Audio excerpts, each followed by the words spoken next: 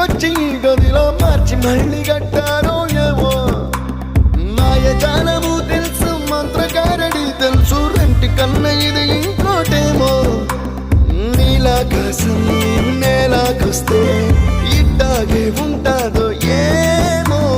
ఈ సంతోషం దాచాలంటే హృదయాలు ఓ వంద కావాలేమో ఇంతందంగా ఉంటుందా ఈ లోకం ఇన్నాళ్ళు ఈ మనసుకి తెలియాలేదే పాపం